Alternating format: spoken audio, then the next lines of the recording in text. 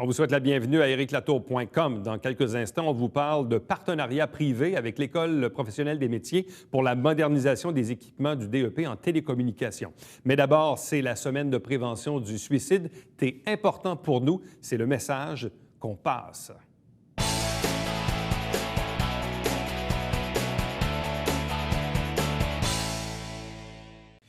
C'est une expression peut-être que vous avez vue dans certaines campagnes. « T'es important pour nous » aussi, avec la petite épingle ici qu'on voit sur le veston. C'est bien sûr la semaine de prévention du suicide. Deux invités pour en parler. Ici, dans la région, on est choyé aussi d'avoir un centre de prévention qui est fort actif. D'abord, Danielle Chrétien, qui est la directrice générale du centre. Bonsoir. Bonsoir.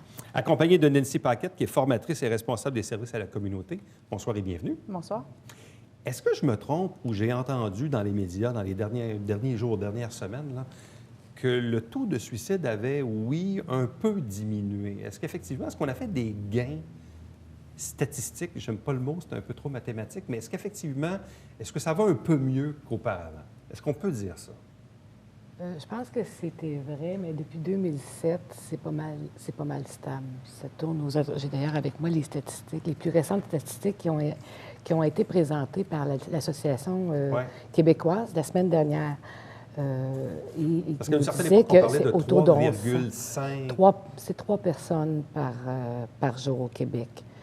Ça représente à peu près 1100 personnes. C'est 1100 personnes dans une année. Oui. Et en fait, c'est près de 3 fois plus que les décès d'accidents sur la route. Ah oui, c'est 3 fois plus, c'est vrai, hein? 2,8 fois plus. Donc ça demeure évidemment un sujet qui est préoccupant dans une société. Tout à fait. Puis, je fais référence parce que je pense que tout le monde en parle. Vous voyez ça, on dit, bon, bien là, on est passé de 3,5 à 3, donc on s'est un peu amélioré. Tant mieux, mais ça reste quand même, comme vous dites, une problématique importante s'il y a plus de décès par suicide qu'il y en a sur les accidents de la route. Maintenant, une société comme la nôtre, comment doit-elle réagir? On a des outils, vous êtes formatrice, vous soutenez la communauté dans différentes activités. Qu'est-ce qu'on peut faire? Bien, il y a beaucoup de choses qu'on peut faire. Hein. Premièrement, déjà de se sensibiliser, d'aller chercher, de connaître les ressources qui sont sur notre territoire. C'est beaucoup parce que les gens, quand ils sont souffrants, souvent, ils sont pas capables de faire cette démarche-là. C'est beaucoup d'efforts, aller chercher de l'aide, trouver la bonne ressource, faire l'action d'aller chercher de l'aide. Donc, quand on est dans les proches, dans les gens autour, de savoir que les ressources d'aide existent pour les mettre en relation avec les gens souffrants, c'est déjà un bon plus. On a différentes formations qui s'adressent à différents niveaux, dépendamment du type d'intervention qu'on a à faire. Dans les milieux professionnels, on est super bien installés, ça va bien. On a aussi des formations qui s'adressent plus aux milieux des entreprises, hein, parce que les milieux de travail, on le sait, c'est des micro-milieux, les gens se connaissent bien, on sait quand les gens ne vont pas bien. C'est la formation, en fait, c'est agir en sentinelle pour la prévention du suicide. Un sentinelle, hein, c'est quelqu'un qui guette, c'est quelqu'un qui surveille. Donc, on donne la formation en milieu de travail à des gens qui sont habituellement bien identifiables. Les gens qui vont suivre cette formation-là, c'est les gens vers qui les gens vont de toute façon quand ils ne vont pas bien. Puis on leur donne des outils pour être en mesure de repérer les gens qui ne vont pas bien, de savoir comment on aborde ces gens-là, comment on aborde le suicide avec eux, puis qu'est-ce qu'on fait avec la réponse qu'ils nous donnent. Donc, puis ensuite, quand on a accès à cette information-là, comment on les met en lien avec le CPS. Parce que on compare cette formation-là un peu à de la formation en secourisme. Si moi, je vais chercher une formation en secourisme, je suis capable de faire un bout, mais ça ne me transforme pas en ambulancière. Donc, je dois faire le relais vers la ressource spécialisée qui est l'ambulance puis l'hôpital. Donc, le sentinelle, il y a une base, il est capable de faire un bon bout avec la personne, d'établir le lien de confiance. Mais à un moment donné, il faut qu'il le mette en lien avec nous pour que nous, on assure une ressource professionnalisée à ces personnes-là ou de le mettre en lien avec une autre ressource s'il y a une autre problématique. Bon, Madame Chrétien, le Centre de prévention du suicide du Richelieu qui existe depuis plusieurs décennies. Ah, depuis 93. 93, donc... Oui. Qu'est-ce que ça regroupe comme type d'activité? Bon, on le sait, oui, les gens peuvent vous contacter. Vous avez le service 24/7 qu'on appelle. Oui. C'est probablement un des gros morceaux de l'organisation. Le service d'intervention téléphonique 24/7, c'est effectivement des portes d'entrée à nos autres services.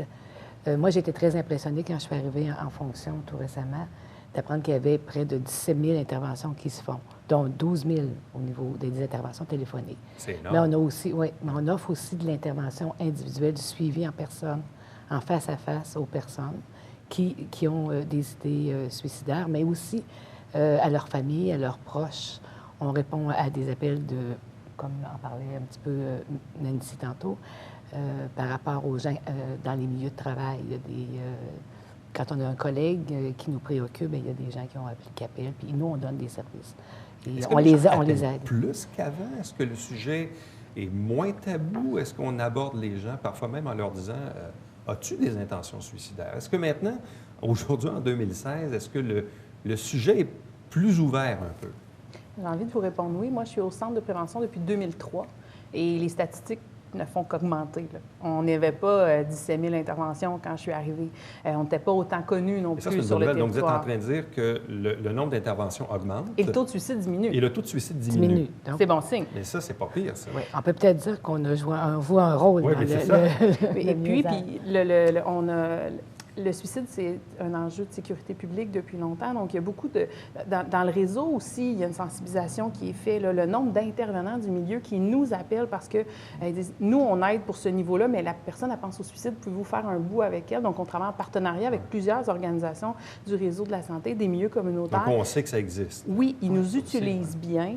Et puis, ce qu'on voit aussi, c'est qu'il y a des campagnes promotionnelles depuis plusieurs années, des visibilités que l'Association québécoise en prévention du suicide a eu, entre autres avec Yamaska, entre autres, qui nous a donné une visibilité extraordinaire dans les centres de prévention, puis qui a montré aux gens que cette ressource-là existait, parce qu'avant, ils savaient peut-être parce que moins. dans l'épisode de lundi soir de Yamaska, oui. On voyait d'ailleurs des gens se regrouper un an plus tard après le suicide d'une des comédiennes, là, un des personnages du téléroman. Et là, d'ailleurs, il y avait un groupe d'endeuillés. Oui, c'est un service, c'est ça. Et ça, c'est un service. Donc, le fait de le voir, oui, dans un téléroman, vient montrer que, oui, un an après, on pense encore. Là, on voit le père avec le fils. Puis, est-ce que tu viens? Non. Moi, je n'irai pas, ça ne me tente pas. Moi, je vais y aller parce que ça me fait du bien. Donc, on voit que... Mais c'est important de voir qu'on puisse le montrer puis l'inclure dans un téléroman. Ça a un effet, là. Bien, effectivement, puis ça a été très bien fait quand ça a été fait, parce qu'on a vu... moi, je me souviens d'avoir écouté les épisodes l'année où ce personnage-là est décédé, et moi, ce que je voyais à l'écran, c'était ce que j'enseigne en formation. C'était exactement l'intervention qu'on fait. Ça représentait exactement ce qu'on fait dans nos bureaux. C'était exactement ce qu'on faisait. Donc, ils ont vraiment travaillé de collaboration. Le personnage de l'ex-conjoint qui dit la chose suivante. Il dit « Je comprends aujourd'hui qu'elle s'est suicidée parce qu'elle souffrait. Mais il dit, notre souffrance à nous, elle a commencé cette journée-là. » Effectivement. Pour les survivants, pour les endeuillés. Donc, c'est important de les aider, ces gens-là. Pour chaque personne qui décède par suicide, on dit qu'il y a 6 personnes qui sont atteintes de façon plus grande. Il y a plus de gens atteints, mais 6 personnes qui ont vraiment un deuil important à faire. Et ces personnes-là ont besoin de support. Donc, c'est un service qui est important chez nous, autant la ligne d'intervention, en suivi individuel, puis on a même un groupe de soutien pour endeuillés qui roule déjà depuis plus de 2 ans, puis qui a un nombre de présences assez important. Ah, oui. C'est un groupe d'entraide, donc ils se soutiennent mutuellement. Il y en a qui viennent par phase, ils arrêtent, ils recommencent. C'est un beau groupe, ça fonctionne bien. C'est intéressant. Bon, ici, le Centre de prévention du suicide du Richelieu agit toujours aussi comme centre de bascule téléphonique pour d'autres régions périphériques? En fait, oui, on a le mandat régional, là, donc tous les appels de tous les CPS de la région, de la Montérégie, c'est nous qui les recevons lorsque eux ne peuvent pas les prendre. Donc, c'est par le biais de bascule. On a ajouté aussi récemment un nouveau service qui est un service d'hébergement temporaire de crise qui a ouvert ses portes en juin dernier, qui est tout récent. Donc, on a pu... c'était une volonté du milieu depuis longtemps et c'est grâce à un financement de la Conférence des élus de la Montérégie, la CRI Montérégie-Est, par le biais de plan régional, d'action régionale. Donc, les personnes appellent à la ligne 1866-247. Et là, à ce moment-là, il y a une évaluation qui est faite et il y a un accueil qui est préparé. Et ils peuvent être hébergés jusqu'à 14 jours chez nous, avec de l'intervention ponctuelle, l'intervention en face-à-face avec les intervenants. Nos intervenants, c'est du personnel spécifiquement formé et qualifié, hautement qualifié dans l'intervention de crise. Donc, c'est un lieu qui est paisible. Je dois vous dire qu'un petit peu avant les fêtes, j'ai eu à aller... et il y avait une personne qui était hébergée qui m'a dit « Oh, vous êtes la directrice. Madame, je ne sais pas où vous prenez vos fonds, mais c'est tellement important pour moi. Vous saviez le bienfait que ça m'apporte d'être ici. C'est un lieu qui est paisible, c'est un lieu où je peux être calme. Et j'ai aussi des intervenants qui sont très accueillants. Donc, elle était toute dans gratitude. Donc, c'est ce qui m'amène, vous savez, une gestionnaire qui ne parle pas d'argent. Alors, évidemment, on a un financement et on est très heureux d'avoir pu compter là-dessus pour mettre ce service-là sur pied, sauf que c'est un financement pour 1 an. Donc, notre enjeu, c'est de pouvoir... ça va être de le maintenir C'est ça, après. tout à fait, oui, pour être capable de maintenir ce service-là, Mais assurer vous sa sentez pérennité. que ça a un effet direct là, sur les personnes qui bénéficient du service? En fait, c'est une alternative à l'hospitalisation. Faute d'hébergement, on doit envoyer des gens à l'hôpital qui sont trop en danger pour rester seuls, mais qui ne représentent pas un danger immédiat, qui nécessite une hospitalisation. L'hôpital n'est peut-être pas le lieu pour eux. Non, quand le danger est imminent, l'hôpital, c'est la bonne place. L'hébergement de crise, ça vient mettre quelque chose entre les deux. Quand la personne est a assez de contrôle sur elle-même pour être seule partant, parce qu'on est dans la bâtisse, mais on n'est pas au pied du lit, on s'entend 24 heures. On est disponible aux besoins pour répondre. Mais quand la personne est entre les deux, avant d'avoir l'hébergement de crise, parfois, on a dû faire hospitaliser des gens faute d'autres choses. Donc, l'hébergement de crise, ça évite des hospitalisations. Donc, c'est des gens qui ne passent pas par le triage, qui ne prennent pas un endroit à l'hôpital. C'est des frais aussi qui sont diminués pour le service, pour le réseau de la santé quand ces gens-là viennent en hébergement. Puis, si besoin il y a... Je présume aussi que ce n'est pas tout le monde qui a nécessairement un réseau social pour s'épauler. Non. Parfois, il y en a qui l'ont et tant mieux, mais dans d'autres cas, pour X raisons, des conflits ou même de l'éloignement, quelqu'un dont la famille est à l'extérieur, vit une séparation, je ne sais trop, puis se ramasse vraiment tout seul. Bien, effectivement, ou des proches aussi qui ne veulent pas nécessairement porter cette responsabilité-là de la sécurité de quelqu'un. Donc, quand on a l'hébergement de crise, bien, la ligne est déjà là 24 heures sur 24. Donc, les intervenants sont disponibles. S'il y a quelque chose, ils viennent cogner à la porte de la ligne d'intervention, puis on prend du temps avec les bergers. Sinon, la semaine de jour, il y a un intervenant qui n'est mandaté que pour ça, qui s'occupe des rencontres quotidiennes avec les hébergés, puis qui voit à établir un plan pour et après, qu'est-ce que tu vas faire. Donc, c'est un travail qui demande un peu plus. Les proches, on en a besoin pour supporter, mais ils ont aussi besoin de ce travail-là d'intervention. Alors, comme le dit le slogan de cette année pour la semaine de prévention du suicide, « T'es important pour nous ». Donc, peut-être que vous allez voir des gens porter l'épinglette. Donc, c'est très significatif.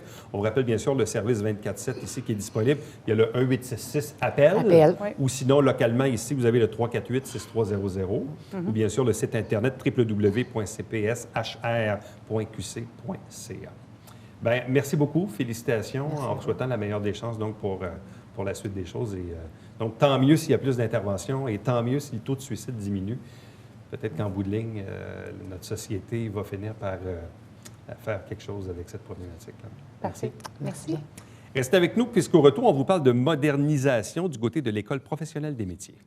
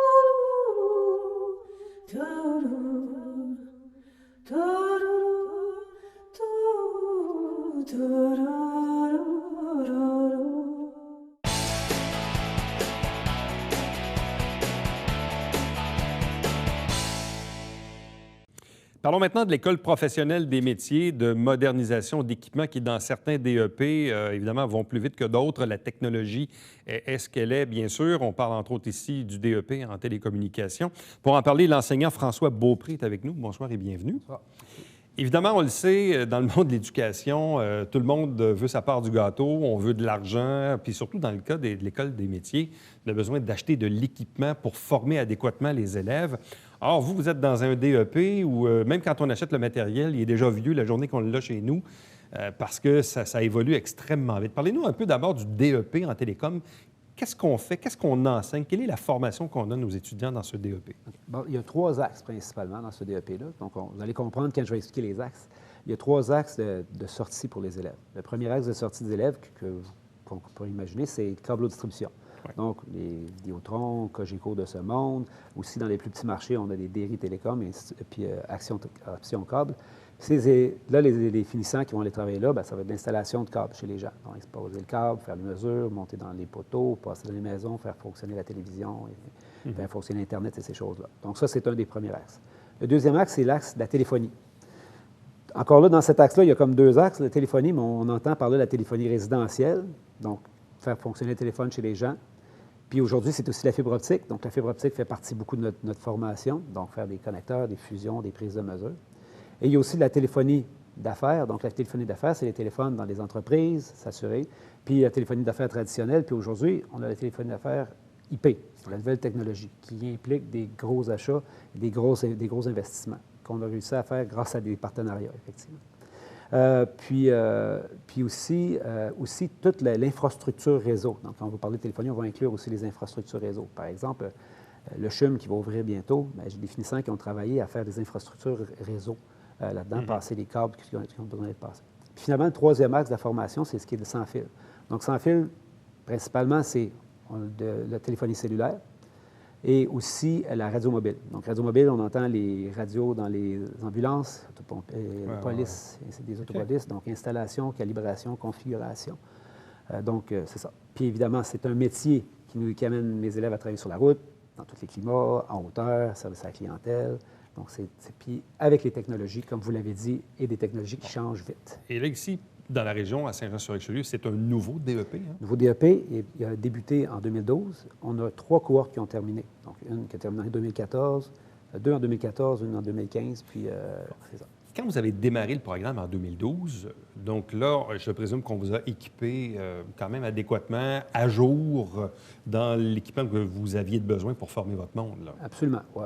À l'implantation d'un programme comme ça, la commission scolaire a dû aller chercher les cartes pour partir le programme. Et avec ça, vient des budgets.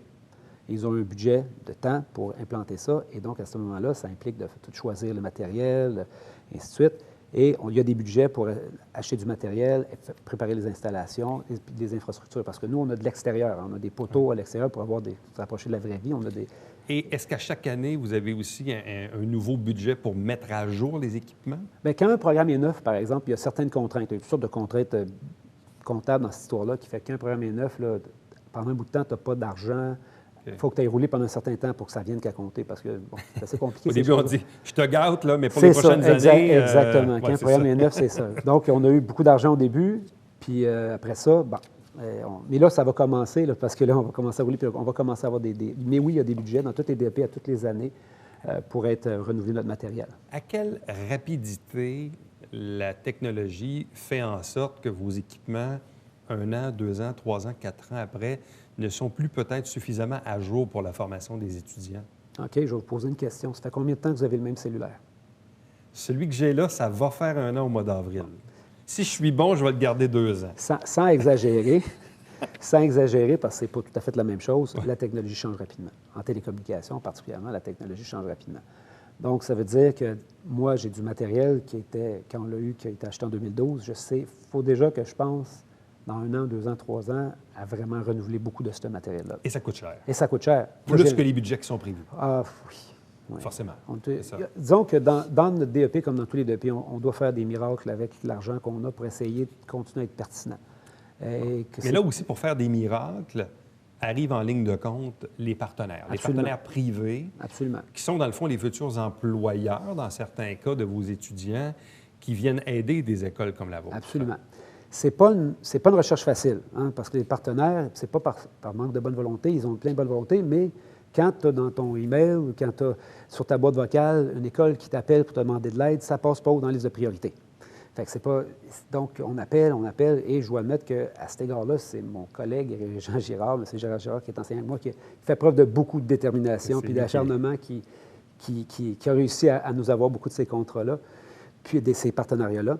Puis, il faut les appeler, puis faire comprendre. Puis, oui, quand ils décident d'embarquer, par exemple, une compagnie avec laquelle on travaille beaucoup, qui nous a rendu un grand service récemment, Télécom, encore une fois, c'est les mêmes choses. Ça a pris beaucoup d'efforts pour les amener chez nous. Mais quand ils sont venus chez nous, ils ont vu ce qu'on faisait, ils ont vu où est-ce qu'on allait, ils ont été impressionnés, ils ont été intéressés à s'embarquer. Et là, ils sont choisis d'embarquer avec nous autres très fort. Puis après ça, ça va très bien, puis on a leur contribution beaucoup. Pour que les gens qui connaissent peut-être pas l'industrie, la compagnie Télécom, ils font quoi, ces gens-là? C'est quoi l'importance de cette compagnie-là? C'est un grand joueur pan-canadien qui travaille beaucoup dans l'infrastructure réseau et dans la communication sans fil.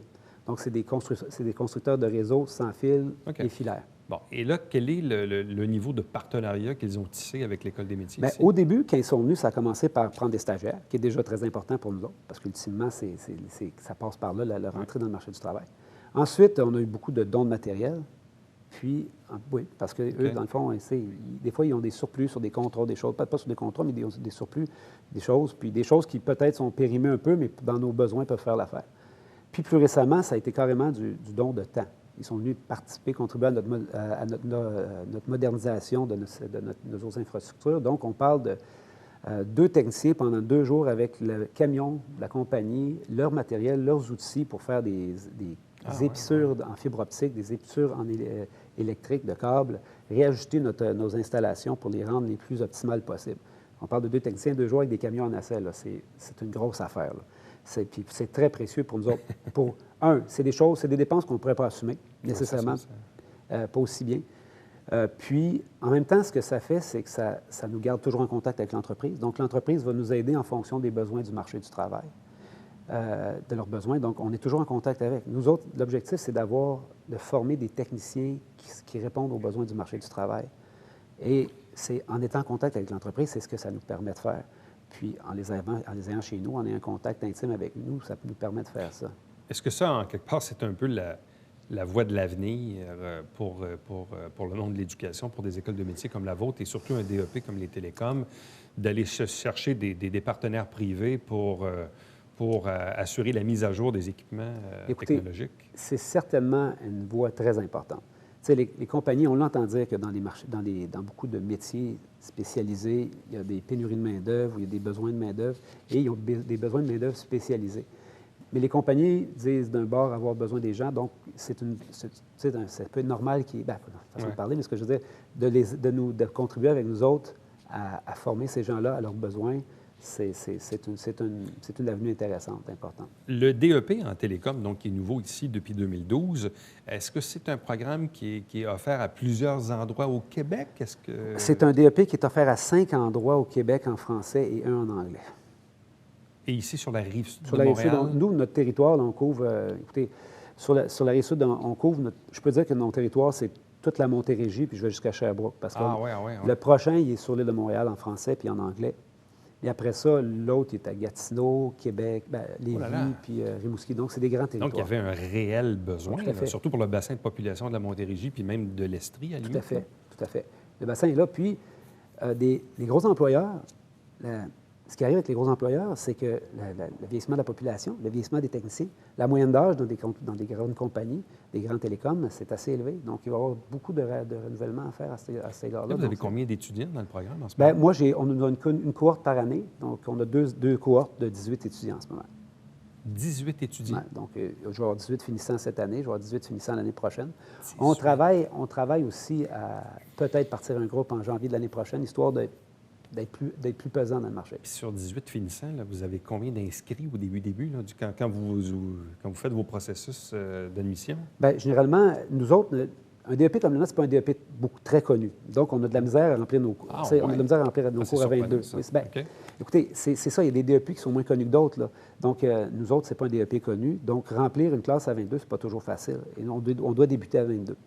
Ça se fait que ça, c'est mon DEP, mais il y a bien d'autres DEP qu'on a qui sont méconnus et qui gagneraient à être connus. Parce que le marché je présume que quand ils sortent de chez vous, ils se trouvent de la job assez facilement. Là. Il y en a du travail. Il y en a du travail, là. La seule chose qu'ils doivent savoir, c'est que c'est sûr que ce n'est pas à Saint-Jean nécessairement qu'ils vont travailler. On s'entend pour dire la télécom, tu as besoin de bouger. C'est des emplois sur la route, puis des gros employeurs sont souvent dans la région de Montréal. Mais la job, il y en a. Du travail, il y en a effectivement. Et c'est un travail qui donne une rémunération assez correcte? Oui. Ça joue dans quoi, ça? Bien, écoutez, ça peut commencer à 16-17 piastres de l'heure, mais ça peut aller beaucoup plus élevé que ça. Ça peut aller dans les 20 quelques dollars de l'heure. Puis c'est pas un emploi qui est régi. Donc, dépendamment des employeurs où est-ce qu'on va travailler, c'est des salaires qui peuvent se négocier en fonction de l'expérience puis de la compétence. Ça dépend si c'est des grosses entreprises, des petites entreprises. Ça dépend des mandats Des aussi. mandats. Là. Puis, c'est un travail aussi qu'à à la différence de certains autres métiers, on peut souffrir un peu du saisonnier, mais pas autant, parce que de l'emploi dans la télécom, il y en a toute l'année. Tandis que certains métiers connaissent des creux plus profonds, plus profondément dans d'autres moments dans l'année, mais nous, c'est quand même assez régulier.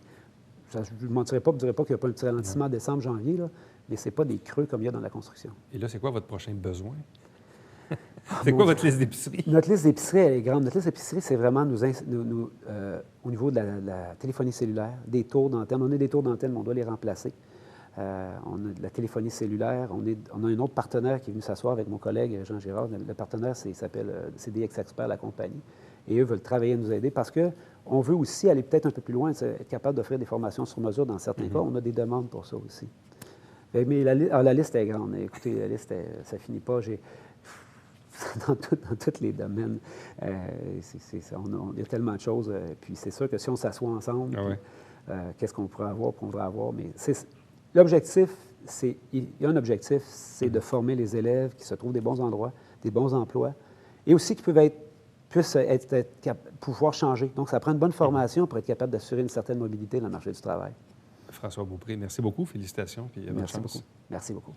Restez avec nous. Au retour, on vous présente le Babillard quotidien.